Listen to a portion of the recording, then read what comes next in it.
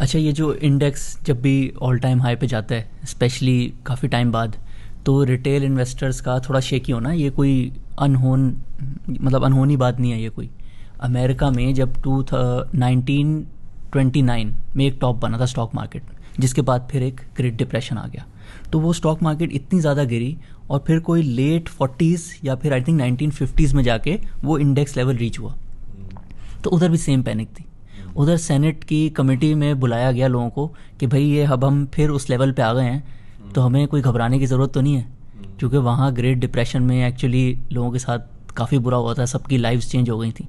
तो जब उन्होंने स्टैंडिंग कमेटी में वॉरेन बफे के टीचर बेंजामिन ग्राम को बुलाया, उसने कहा market looks expensive but is not as expensive as it use to be in 1929।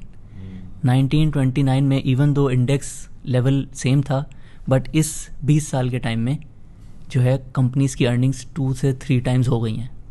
So index value is just a number. जो असल चीज़ आपने देखनी होती है ना, वैसे तो पी रेशो में बहुत ज़्यादा फ्लॉज भी हैं, बट क्योंकि इंडेक्स में 100 कंपनीज होती हैं, तो इतनी ज़्यादा कंपनीज जब होती हैं तो चीज़ें एवरेज आउट हो जाती हैं। तो मार्केट का P ratio is still very cheap. एक इंटरनेशनली एक और फार्मूला बहुत यूज़ होता है, और इसका इन्वेंटर है रॉबर्ट शिलर। उन्होंने एक बुक भी लिखी है, रैशनल एक्सूबरेंस। उन्होंने काफ़ी रिसर्च की कि 1990 से लेके 2010 तक हमेशा यूएस की स्टॉक मार्केट ना 10 और 20 पी रेशो के बीच में रहती थी। तो उन्होंने बनाया हुआ था कि जब भी 10 होती थी ना, लोग खरीद लेते थे, 20 होती थी तो कहते थे ओवर वैल्यूड, अब इसको सेल कर देते हैं। लेकिन 2012 से लेके 6, 7, 8 साल गुजर गए, वो कंसिस्टेंटली 20, कभी 25।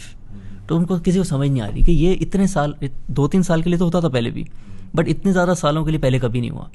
तो फिर जब उन्होंने रिसर्च की, ये पता चला कि the fair P ratio for any market is approximately 20 minus long term interest rates. पहले लॉन्ग टर्म इंटरेस्ट रेट्स होते थे 5-6 की रेंज में, तो 20 ओवर वैल्यूड हो जाता था। ये अब यूएस मार्केट का यहाँ तो 20 वैसे ही है, जीरो हो जाएगा। हाँ, इधर भी हम सेम चीज़ अप्लाई करेंगे। तो ये समझने की ज़रूरत है कि interest rates are really important.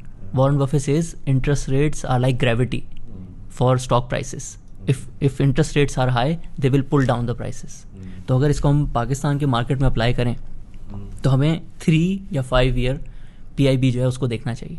अब 5 ईयर PIB जो है ऑलमोस्ट 14% का हो गया, और आप देखें पी रेशो 5 के अराउंड है। तो हमेशा ये जो पॉलिसी रेट चल रहा होता है ना, इसमें बहुत फ्लक्चुएशन आती है, बट आप किसी भी एनालिस्ट से भी पूछेंगे, जब वो कंपनी एनालाइज करते हैं तो वो एटलीस्ट 5 से 7 साल के बेसिस पे करते हैं। तो वो हमेशा उसमें 3 to 5 year rate he use कर रहे होते हैं एज एन एवरेज।